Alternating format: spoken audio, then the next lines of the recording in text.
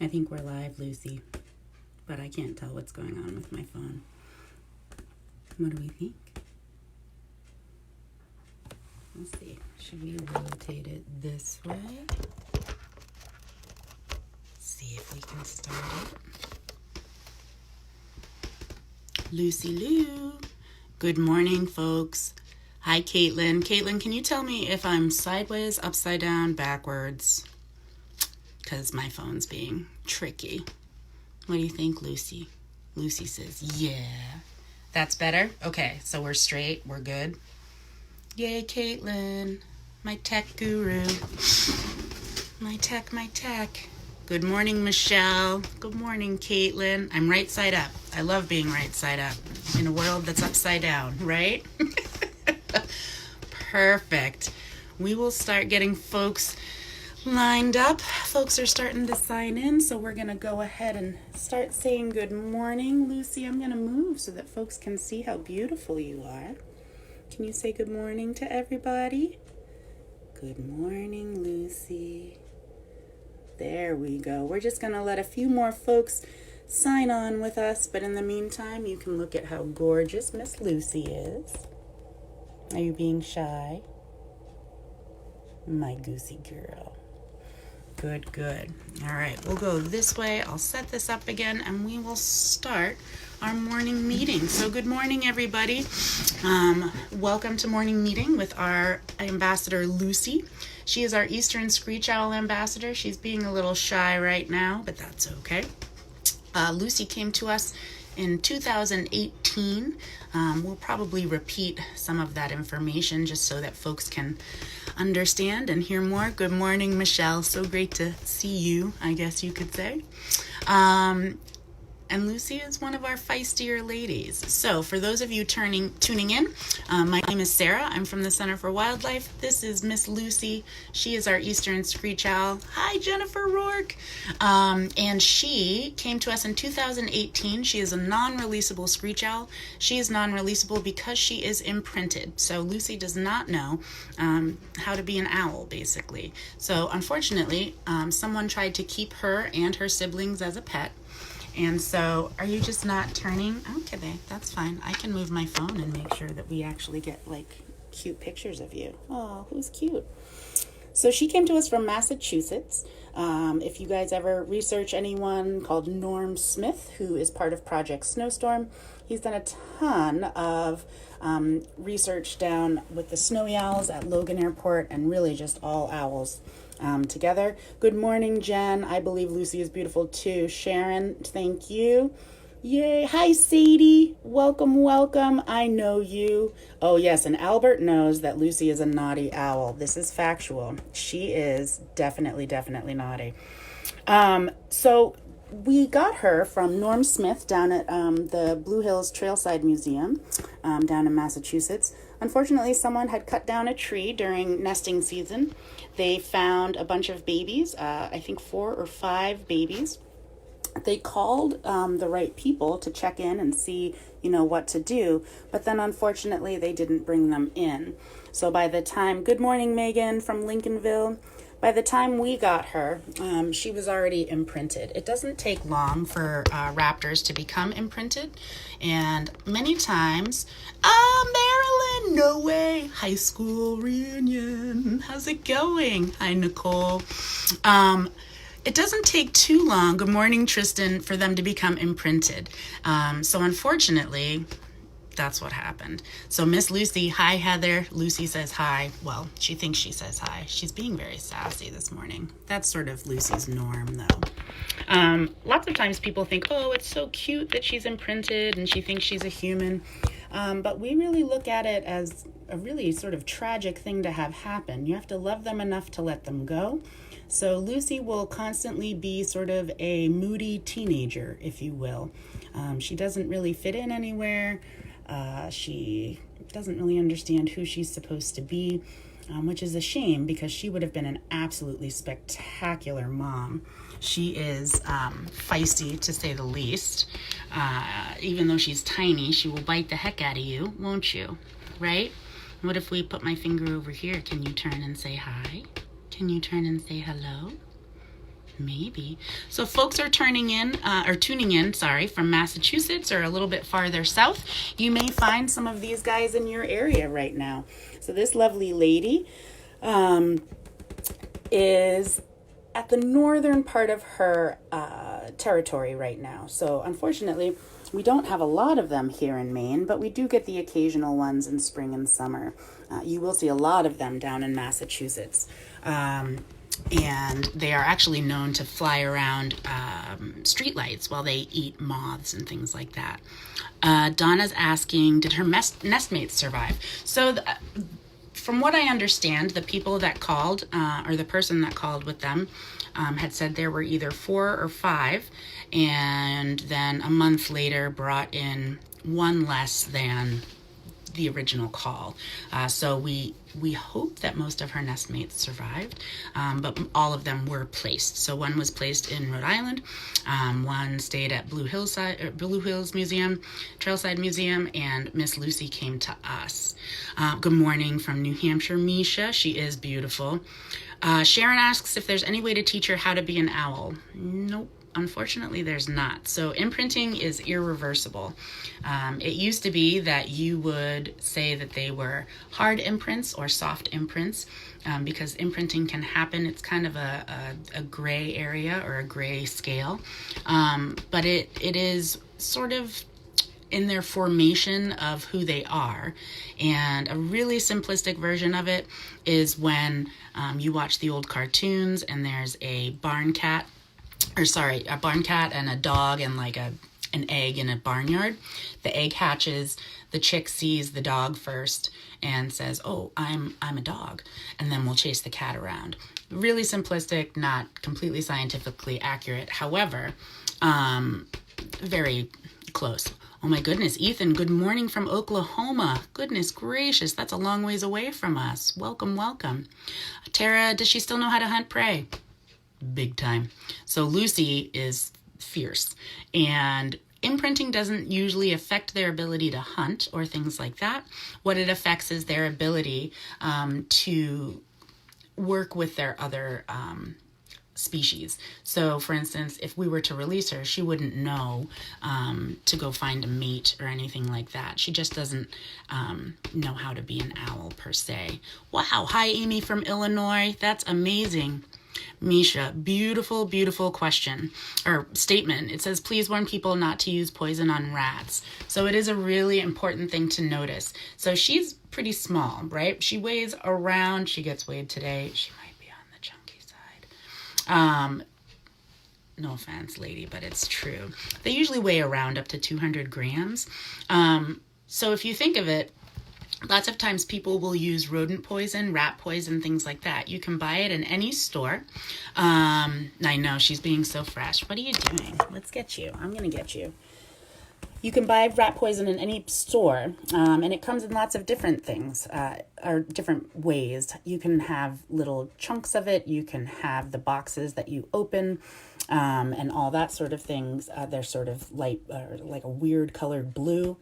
The problem with rat poison is, well, it's numerous. So the first off is that it's a poison. And what we do to our environment, we do to ourselves. Where'd you go? There you are. And so when we put poison into the environment, we're putting poison into our own system, really. So what happens is those mice will eat the rat poison and things like that. They'll go outside, they'll stagger around. It's a terrible way to die for them. And then these guys also will find that easy prey, and she will eat them. Unfortunately, that toxin doesn't stop at the mouse, so the toxin continues throughout the different animal that eats the mouse. So for instance, when folks are pregnant, when women are pregnant, we're told not to eat tuna fish because we're at the top of the food chain, right? And so it builds up. And the same thing happens with our raptors. And unfortunately, it affects them the same way that it affects the mice. So it is truly a terrible, terrible way for them to die. So what we tell folks is that if you don't want mice in your house, the first thing you have to do is really learn how to, seal up your house so that they're not getting in there. And then if you don't want them in there, you also want to make sure that you can use snap traps, because that's really the most humane way if you don't want them in your house, which most people don't, to take care of them. Another really important thing about that is that if you hire a pest control company, those little black boxes that you see everywhere, those are poisons. And so it's important, if you do hire a pest control company, that you tell them, no poisons, no thank you, no sticky traps, no anything. Believe it or not, the snap traps really truly are the best way to handle them. Oh my goodness, Meg, thank you so much for donating. We really appreciate that. We are, just like everybody else, struggling right now in this time. Jen, thank you so much again too for donating. We're doing our best to keep our doors open. Nobody can plan for something like this. So it is so helpful when folks donate. Tristan asks if she can still fly. Absolutely. So she's very much, I don't know if anyone tuned in for Bertram yesterday, or Dante, our crow. Both of them are also imprinted. They can both fly. There's physically nothing wrong with them. And all they do is just not know how to behave around other animals or other owls. So she will stay with us because she is imprinted, but physically absolutely fine. Flies like a champ. If she's feeling sassy, she'll kind of dive bomb you in her enclosure, and catches her food really well. Actually, a really fun enrichment that we do for her. I don't know if she'll let me show these rectal bristles. Lucy, can I show? So these little, sassy. These little whiskers on either side of her beak right there. Excuse me. Thank you, Jonathan, for donating. That is so helpful. She uses those bristles right there. Oh, lily. Let me get you up close. See if we can see them. Ooh, too close. So they look like the whiskers of a cat. They actually use those whiskers to sort of grab and grasp at moths when they go and fly around and try to eat them. The other thing, thank you, Gabriel. That's so helpful. The other thing that is really fun with her that we get to do, and hopefully I will be able to videotape that at some point, is we will give her live crickets. And she absolutely loves to catch them and eat them and crunch on them and that sort of thing. So even though she is a raptor, she does enjoy eating moths and crickets and things like that. Misha, thank you so much. Definitely go out and feed those horses. And like she said, if you do have horses and things like that, chickens too. A lot of folks, I just read an article that folks are really cranking up the backyard chicken plans. Oh, big poop. Thanks, Luce. Because of the coronavirus, you want to make sure that all of your grain and your food is kept in metal tins, and to help keep our rodent population down in those barns. Hummus thing. So someone mentioned that she's absolutely gorgeous. Those beautiful, beautiful eyes. You see those big, big eyes. So if we were to have eyes, ready, Lucy? You hate when I do this, but that's okay.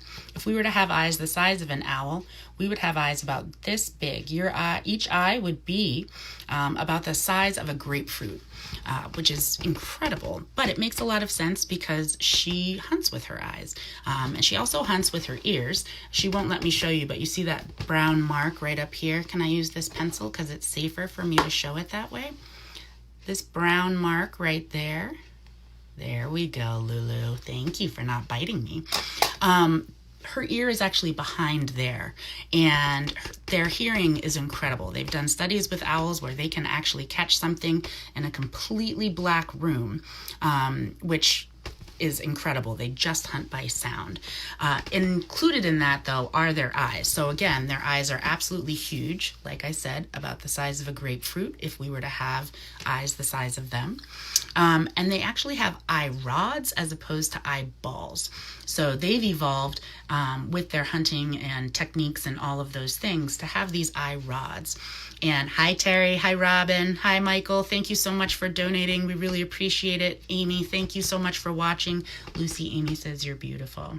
Lucy says, I know. Can you look this way so people can see how pretty? So pretty. So mad. So mad. So those eyes actually are able to see into the UV spectrum. You're seeing different colors, different distances, different things like that. If a little mouse is running along and gets scared when an owl is chasing them, which I would if I were a mouse, then sometimes the mice might pee. And so these guys can actually see that trail, which is sort of amazing because they just sort of follow the trail to find their food. Miss Thing, can you turn this way? Miss Thing, you're not doing it? That's okay. Eye rods. Yes, I get sidetracked. Sorry. So the eye rods are this. They're long. They're a little bit longer as opposed to the eyeball. They have different rods and cones so that they can see into the UV spectrum. They can see at night. They see all sorts of different things. The one thing that they cannot do with those beautiful eye rods is move her eyes. So if you have a teenager, they can, roll their eyes pretty well. Lucy actually cannot move her eyes at all. Sometimes I think that's why people think that their stare is so intense. And the way that she adapts for that, because she does need to be able to look around pretty quickly, is she has twice as many vertebrae in her neck as we do. So she has 14 vertebrae in her cervical, in her neck. I know, I want you to turn so we can do this. And that way she can turn 280 degrees or 270 degrees. So about 3/4 of the way around. She can't turn all the way around because then her head would pop off. But there's this really cool adaptation that they have to be able to swivel their head and see what they need to see, which is kind of cool. She is magnificent, Katie, isn't she? I just love it. And she is beautiful, Susan. Thank you so much. That is why owls move their head that way, Julianne. Absolutely. Hi, Amy Michael. Absolutely wonderful. Oh, Sarah St. Pierre, thank you so much for donating. That's just so helpful. Pamela, she is gorgeous, isn't she? Her name is Lucy, or Lucille. We call her Lady Lucille when she's in trouble. Thank you, Marilyn, for donating. That's so helpful. We ended up calling her Lucille because after I Love Lucy. She's a little redhead. She's a little feisty, which we like, and a no-nonsense strong lady. So that is why we end up calling her Lucy. And she's just absolutely fantastic. She came to us in 2018. So she will be with us hopefully for a very long time. We're hoping to have her, in captivity. They've been known to live up to 15 years. So it is, that's your expectation, Luce. How about that? No, you're not going to take it. She says, no way. Nicole Smith, are we doing adoptions? We are still doing animal adoptions. Absolutely. So our adoptions are sort of interesting. Oh, Amy, she just gave you a kiss. It's good to kiss her through the screen because she gets a little sassy if you try to actually kiss her. Oh, Megan, the owl sensei. That's funny. Lucy, she's my boss, really. Hi, Megan. We are doing the Animal Ambassador adoptions. So if you go on our website, you can adopt her or sponsor her for a year. It's only $25, which I think is a bargain and a half. It's a great thing to send to somebody if you're just thinking of them. Thank you, Marilyn. It was so good to virtually see you. I hope to see you soon. And it's going to be really fun to give as like an Easter gift or just a, hey, I miss you, thinking of you gift. You get a beautiful card with a picture of the ambassador that you're adopting, some information, both personal as well as natural history for them. And it's just a really wonderful way to support us as well as donating. Hi, Becca. Hi, Hunter. Hi, everybody. Thank you, Tanya, so much for donating. Herman, Lucy is gorgeous. She says, thank you for acknowledging. I am pretty fantastic. I'm just going to turn this way, see if we can get them. Lucy says, hey, hey, hey. What you doing, Luce? You're such a good girl. So I did bring a few other props because Lucy isn't necessarily... Oh, well, I didn't talk about her coloration. She's a red morph, as you can see. Henceforth, the I Love Lucy Lucille name. You can see this. Oh, are you going to bite my finger? Wow, okay. That's fine. You see that beautiful coloration on her back? So when these guys are out in the woods, they use that beautiful coloration to blend in with their tree bark and things like that. When she gets nervous, she'll actually make herself very, very skinny and very tall. These guys do come in 3 different morphs. You'll have a red morph, a gray morph, and then sort of a brownish morph. So she is full grown. This is as big as she gets. I'm trying to get her to sort of turn to the camera a little bit. However, this is the coloration that she will be. She won't change colorations at all. Ooh, Sarah Swanson, thank you for sharing this at this time. I'm in my car eating vegan donuts and watching Lucille's gorgeous angry face. It's the RBF type of thing. It's so funny. I hope that you're eating Lovebird donuts in Kittery. They make incredible vegan donuts, and Tamara, who runs the place with her husband, they are absolutely lovely. She actually is our volunteer coordinator and has just been absolutely fantastic. Lucy, what are you doing? Why are you being so sassy, feisty? I'm going to turn around. So depending upon what type of forests you're in, you're going to have different colorations of your eastern screech owl. So for instance, she would blend in with like a nice cedar or, the white pine forest, things like that, with more of a red bark, whereas our gray morphs are generally more with beech trees and other things like that. Yay, lovebirds! That's where you were at. Super, super awesome, Sarah. Fantastic. And I'm so glad that you're supporting that local business. They've done a phenomenal job. Amanda, I would agree. Owls are definitely amazing. She's being a little sassykins right now. What are you doing? Oh, we're going to attack my finger. Okay, that's good. I know. I love how sassy she is too, Tristan. We agree on that. She's kind of funny. Sometimes people don't know that they have attitudes, but I think it's really good that they have attitudes and that they can express themselves and still be a little feisty and still know that they're loved. Oh my goodness, you naughty Nelly. Another thing that a lot of people don't realize, I'm going to use the pencil again, Lucy, because we're feeling bitey today. Okay. These things, can I show your ear tufts? The tufts up here. Oh no. Okay. How about this one? And this one? You want to bite the pencil? You can. Okay. Oh, So these feather tufts up here, lots of times people will call them ear tufts, but they're not ear tufts. Oh, does that feel good? Were you looking for a little head scratch? Very rarely she will allow us to scratch her head. The different couples, if you have owl couples, one of their main things that they do is actually give each other head scratches. Our falcons, our hawks, not really into it as much, but the little head scratch, she actually, believe it or not, is enjoying it right now. Her eyes are a little closed this way. So many times people will think that these are actually their ears or horns. They are not. They're literally just feather tufts. They serve the purpose of two things. One, they will help them blend in, and the other one is that they will tell you what their attitude is, sort of like a cat's ear. So cat's ears are up, you're good. If cat's ears are down, look out. Same thing with this lovely lady. Her ear is actually right over there, right where this line is. You can attack that pencil. I'd rather you attack that pencil than attack me. Hi, Amy, 9 years old. You love owls and lots of other animals. Wonderful. Me too. I think that they are pretty fantastic. How Miss Lady thing. Let me see if I can get a little closer picture of her feet for you. I do have a few other feet that we can look at. We might get attacked. We'll see. I don't know if you can see those beautiful little feet. So they do have talons on them. Yeah, let's back up. There we go. And those talons are very, very sharp. We think of their feet and their beak as their tools. So the feet are like a fork, and her beak, let's look at that beak.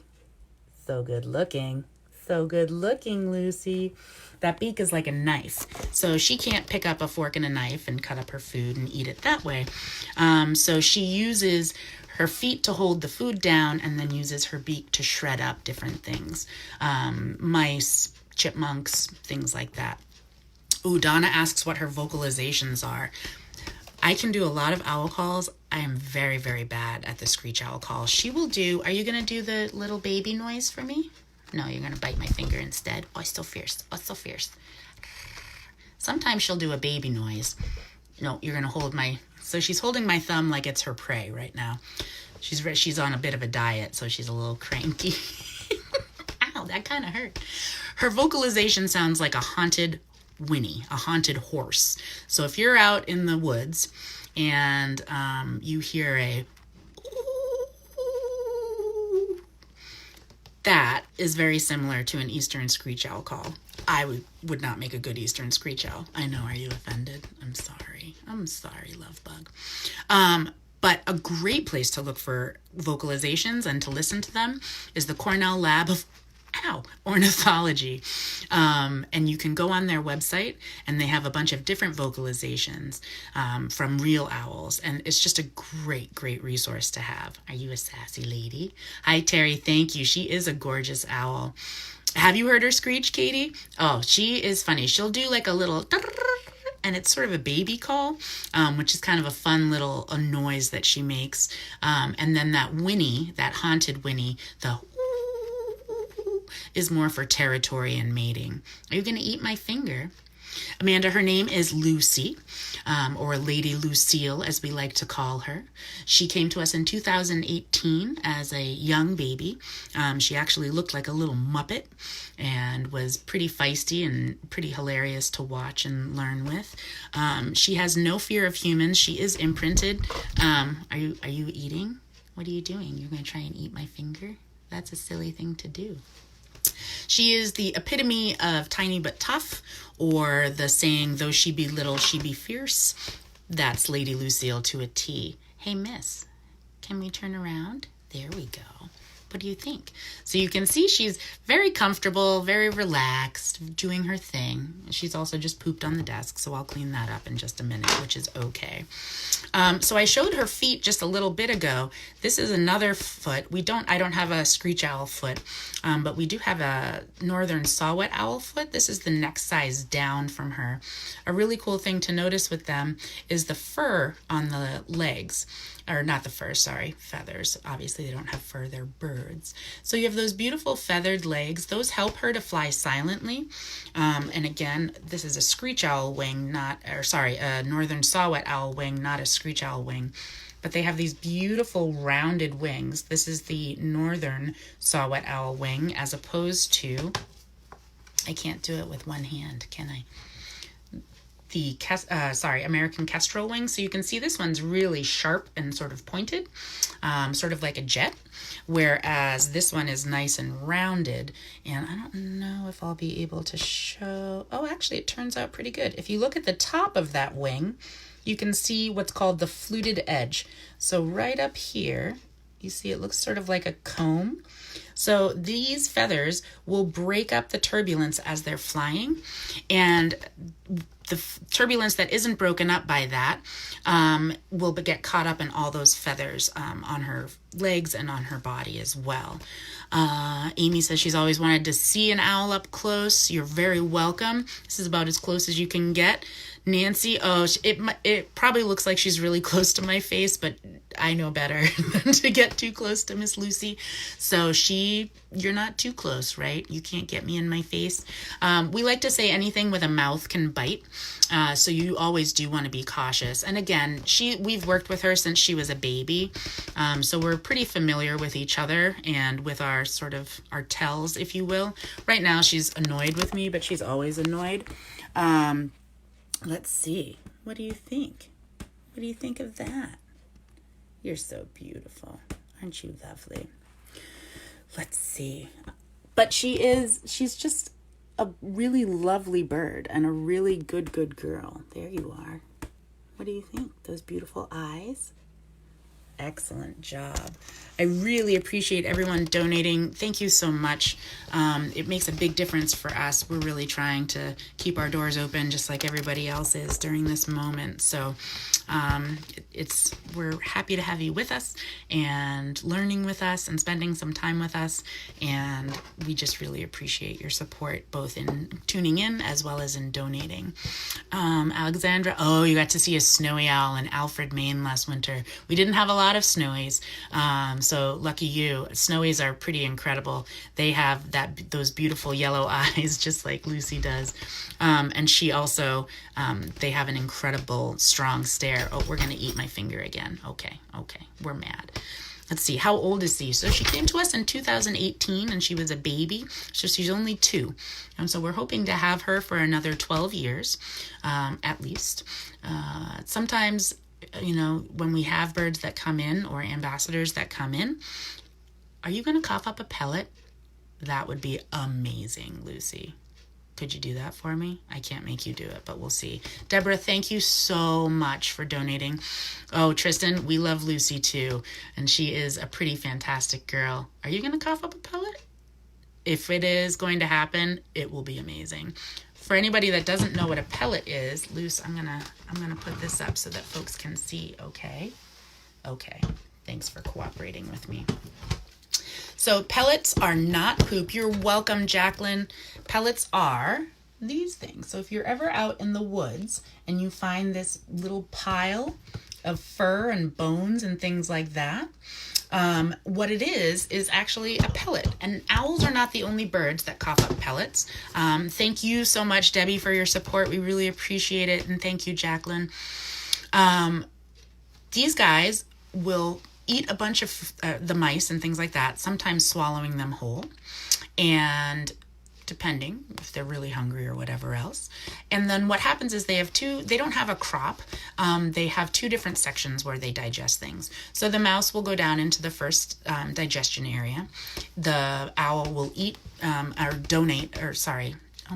digest, there's the word I'm looking for, everything that they need to, which is mainly the muscle and the meat and fats and things like that. Lori, thank you so much for donating. We really appreciate it. Katie, thank you so much for tuning in for these live education videos. They're super, super fun. So then once they do that, they get that mouse in there and eat it. Hi, Robin. Nice to see you here. We miss seeing you up at Mount A. She will then, any owl or bird, a few hours after they eat their food, will then go, bleh, and out comes this pellet. And if you're us, you get really excited, and especially if it's a wild bird that's come in, because we're able to then see what they've eaten. We can't ask them what they're eating out in the wild. So we're going to be putting together a video and offering some pellets for sale in the next probably week or so.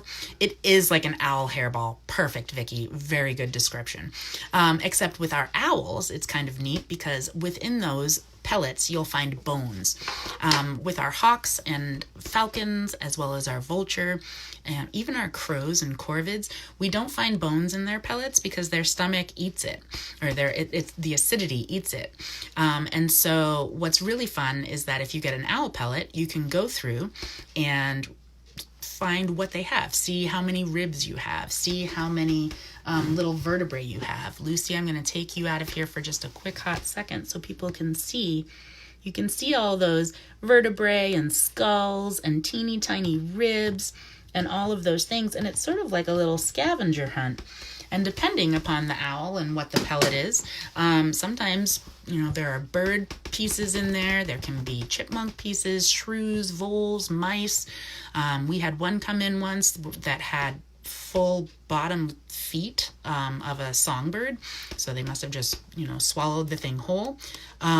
So it's sort of a fascinating and fun time to be able to see just what they are eating. Are you not going to cough up your pellet now? You gave me a false sense of pellet desire, huh? How often does she eat? She eats once a day. We do feed her in the evenings because she is nocturnal, so she's out at night. A really good way to remember that is nocturnal starts with N, night starts with N. She usually gets around one mouse, right? Unless we're on the chunky side, and then we have to slow it down. Yeah, but that's okay. And she's funny. We have a platform that we put the food on, and she'll actually fly right down to it. I'll try to get that on film and post it as well because it's pretty neat to see.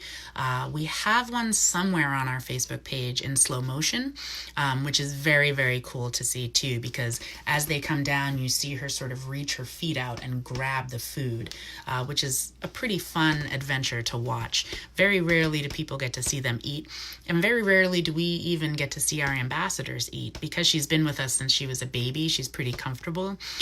So she does not have manners when it comes to eating. She will swoop down on you to get the food if she's feeling feisty. Right, Miss Thing? Can I see these feet? We want folks to be able to see how beautiful you are, huh? So I showed that teeny tiny saw-whet owl foot. Her foot's a little bit bigger, a lot stronger. I made the mistake once of going in without a glove and won't do that again.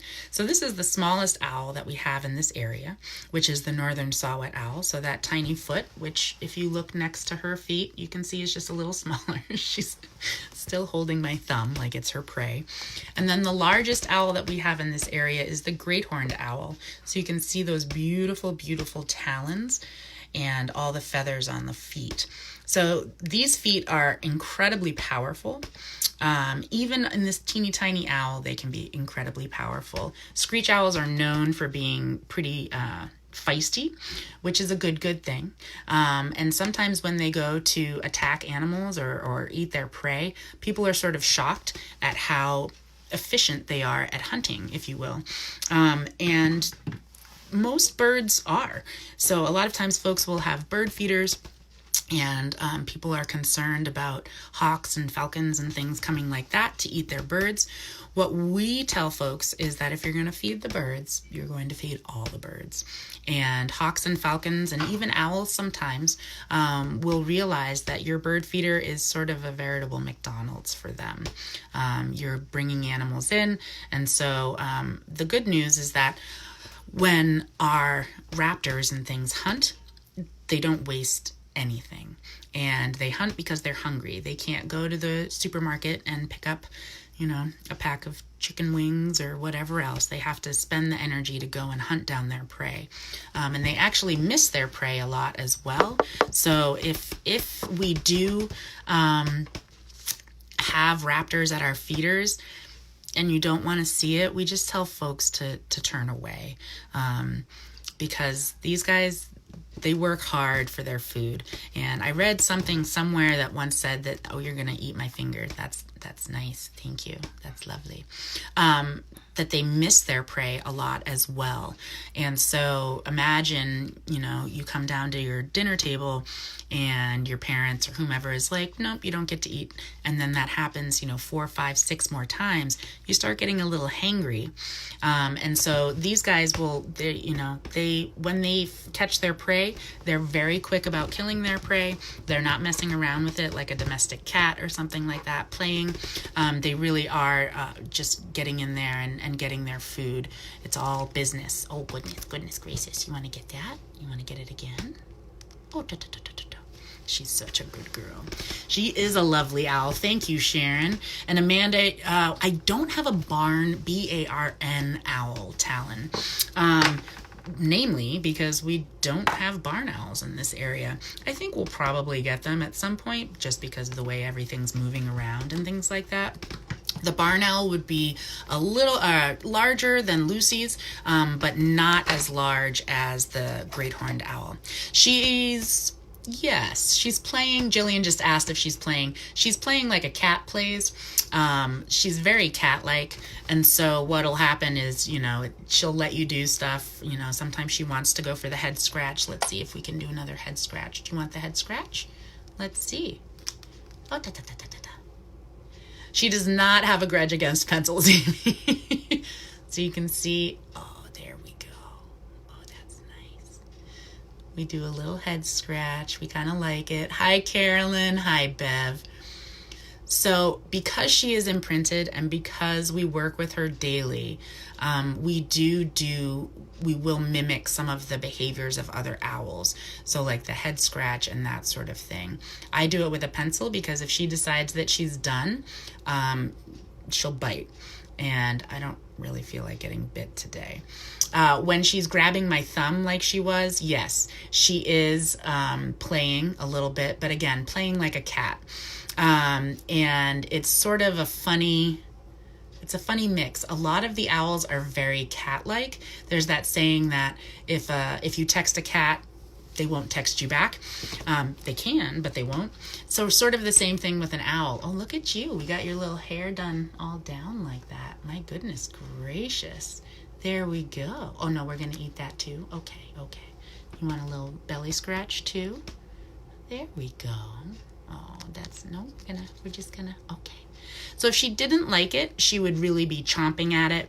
She would grab it with her foot, and that sort of thing. So right now what we're doing is just sort of giving her a little bit of stimulation, seeing what she's doing. She's annoyed that she's looking at herself. Are we done? Are we done with that? We can be done with that. Good morning, Miss Carolyn. Willing to bet this time of less traffic and humans is a much needed break for wildlife. I would agree. I don't know if anyone has been watching the news for, sometimes we have to take a break from the news because it's a little hectic right now. However, there's some really interesting stories coming out about, I think there was a town in Italy where the goats basically came down from the mountains and we're like, excellent, everyone's inside, we're taking over. So it's amazing how resilient our wildlife is, and it's very humbling and I think important. Okay, we're done with the head scratches. Got it, noted. It's important to, not rush back to quote unquote normal, I guess, once this is all gone. Let's see, worried about them getting too acclimated to this, and once traffic picks up, they won't be as vigilant. I think our wildlife has to adapt really quickly to us, and sometimes they even have to adapt during seasons. In Maine, our traffic increases exponentially in the summertime, and so sometimes I wish we could ask a wild animal, how do you figure that out? Jacqueline turned in late, but is she not releasable? She is not releasable. Any animal that you will see here on a glove and who has jesses like this right here, these leather straps, are a bird that has been deemed non-releasable due to injuries or being imprinted. If this were a patient, we would never have them on the glove and wouldn't be talking like this in front of them. Our patients are just, they need more space. We're giant predators to them. But our ambassadors, we work with very closely to make sure that they are comfortable. Oh yes, we're gonna eat my thumb. Okay, yeah. Oh, it's so fierce. Oh, you're so fierce. This is sort of like playing tug of war with your puppy or dog. There you go. What do you think of that? Are you done now? Oh, you just moved to my thumb. Fantastic. Let's see. Linda had an owl take the head off a huge turkey and then just leave it. Was that territorial? Well, I wouldn't think so, but if you think of how much a turkey weighs, an owl probably is not able to take that turkey off and fly away with it. And oftentimes what they'll do is the head is where the good stuff is. I hate to say it that way, but there it is.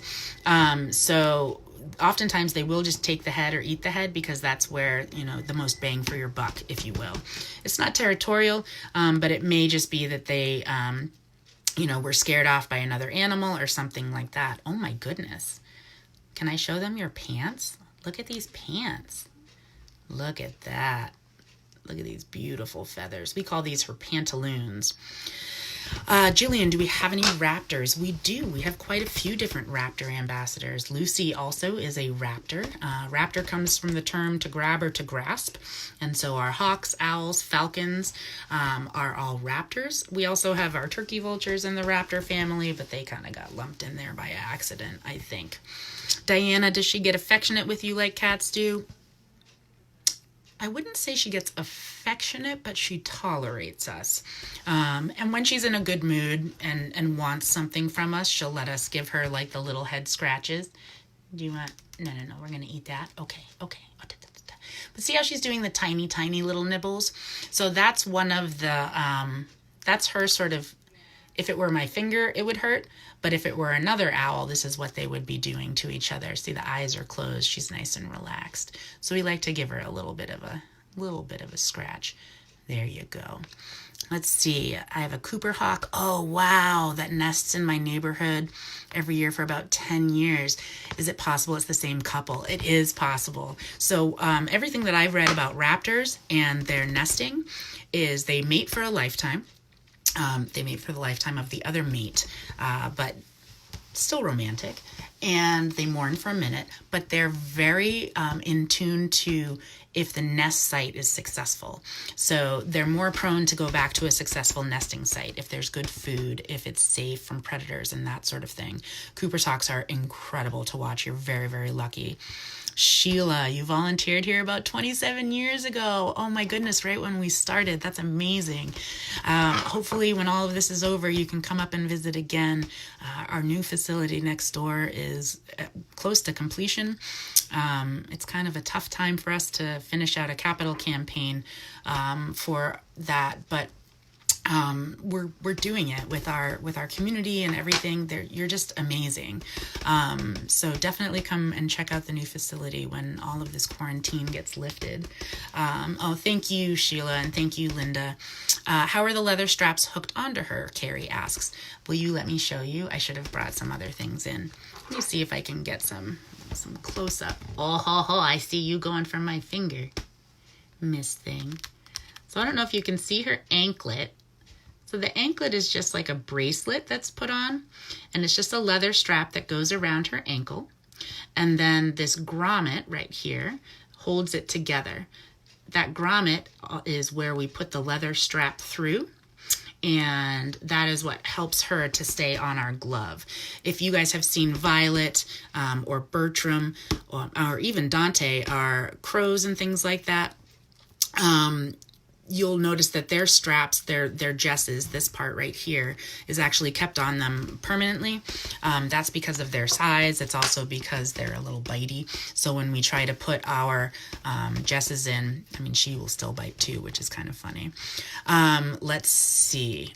But we still keep them off of them. How many babies can they have? They can have anywhere between 3 to 5 babies. They cavity nest. So that actually goes along with Jacqueline's next question about she had a screech owl in her attic and couldn't find any possible way it could have gotten in.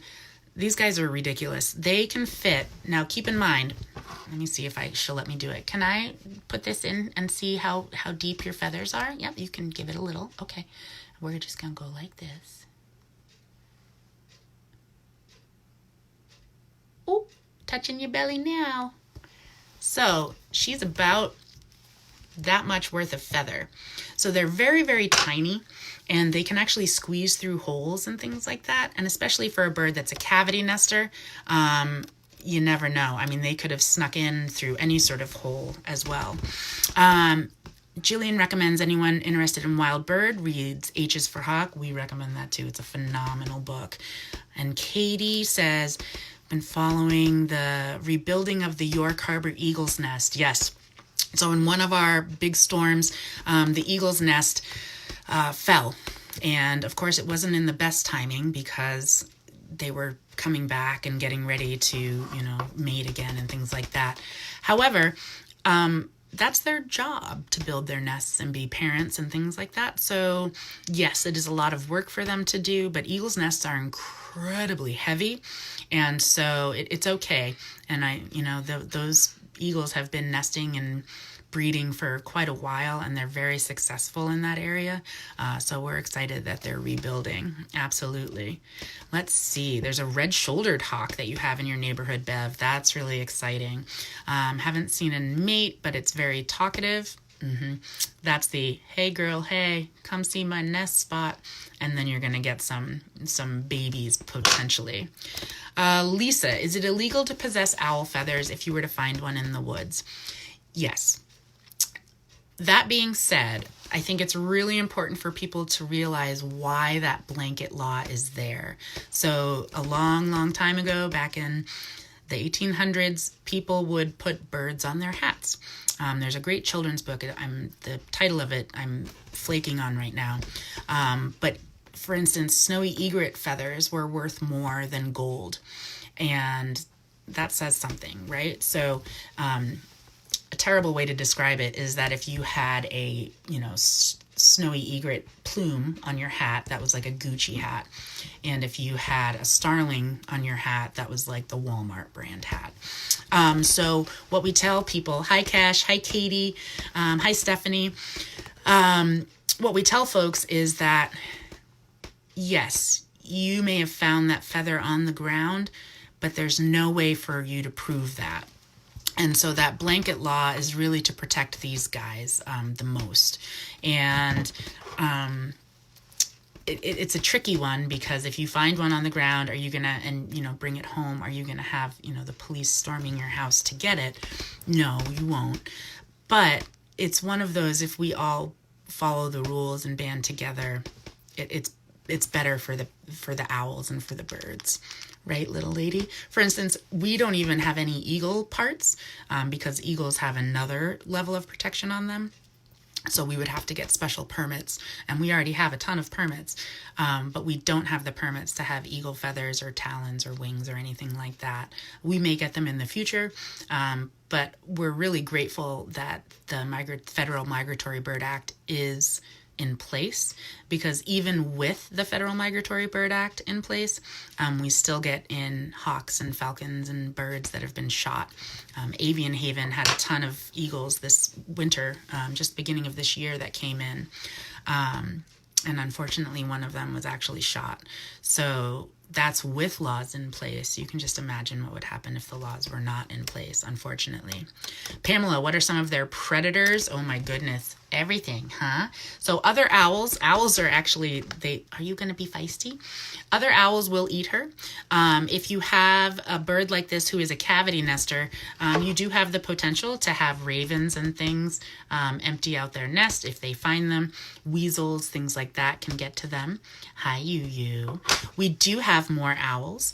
We have a great horned owl named Gaia. We have a long-eared owl named Leo. We have 2 barred owls named Byron and Fern. They were just on the other day. And we also have Little Miss, who is a northern saw-whet owl. And they're just fantastic. Let's see. Cash, hello. Oh, fantastic. Katie, you have a red-shouldered hawk outside of your office? That's like the best. Where do you take feathers to turn them in? The only place you have to turn feathers into, or the only feathers you should turn in, are eagle feathers, and those go to, like, for instance, if we have an eagle that passes away here, we will send the whole body to the feather depository. And what they do there is Native Americans can go, because they are allowed to have them for rituals and things like that. Yo, Kesh, how are you? But the rest of the feathers you don't really have to turn in to anybody. You can just leave them, and nature will sort of take its course. Their feathers are absolutely beautiful. Lucy Lou, woo woo, who's so good looking? Oh, Joe, thank you so much for donating. We really appreciate it. It's so fascinating. We do visit schools with this girl, Miss Amanda, and it's one of the things that we're really missing. So we do over 400 education programs a year, and that means we're doing at least 1 program a day. And thank you, Pamela, for tuning in. With schools closed and everything, we miss getting out into the classrooms, and we miss seeing our community members and having them connect with these guys. So when you donate, it's so helpful, because we've had that loss of income. We receive no state or federal funding, so it makes a huge difference. Anything from $5 up to whatever you're able to donate today is so helpful. Why are you looking at me? Because I'm talking? You should look at the people. Hi, people, look. She says, oh my goodness. What do you think, Lucy Lou? All right, I'm going to move this so that I can show you. I'm going to try to avoid the poop. But one thing that we did talk about with the owl's eyes, and let me see if I can get a better picture of it. Sorry about that. Thank you guys for cooperating and waiting. You can see that bony structure right inside the eye. It's called a sclerotic ring. So that actually holds the eye in place.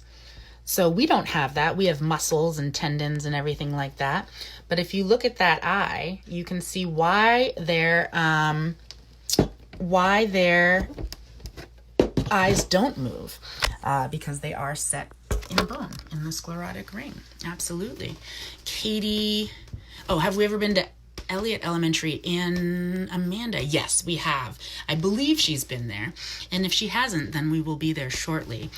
Katie, our education specialist, actually grew up in Elliott, and so we love working with the Elliott schools and bringing these guys in. And Katie, oh gosh, don't worry about it. Thank you so much for donating afterwards. And don't worry about missing Dante. We'll get Dante back on film again, not to worry. And you can also always click on our YouTube channel and check out the videos there. Dante was especially sassy the other day. Everyone's feeling a little sassy right now. Oh, Kesh, you had to put... Thank you, Sarah, for donating. We really appreciate it. Kesh is putting me on the spot and asking me for her call again. Should we do it? I know you're always appalled when I do it. It's okay. So she does this sort of as a baby noise, which she's not doing right now, of course, because I want her to. And her adult noise is more like a haunted whinny. So if you ever feel like you hear a ghost horse in the woods, more than likely it is one of these guys, and it sort of goes. We have a volunteer named Rob, and he can do it perfectly, and he'll actually get some of these guys to call back to him, which is pretty cool. Yes, Lisa, yay for Dante. I love Dante. He's one of my favorites. And yes, Carrie, you are correct. She is in princess mode constantly. Here you go, love bug. Oh, Katie, wonderful. If Henry's your favorite, Kristen, our executive director, is going to be doing Friday hangouts with Henry, which, I mean, we should just do all year long, every day, all day, because Henry makes everything better. Huh, Miss Thing?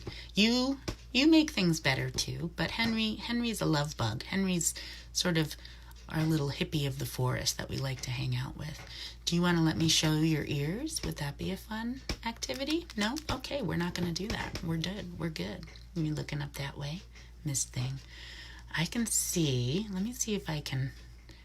No, I thought you were going to cough up a pellet for us, but I guess we're not going to do that right now. Oh, Miss Thing. If anybody has any other questions, I can answer them. But other than that, we're going to let you guys go. Again, thank you so much for tuning in. We're here every day, 10 a.m. for our morning meeting with our wildlife. You can share it.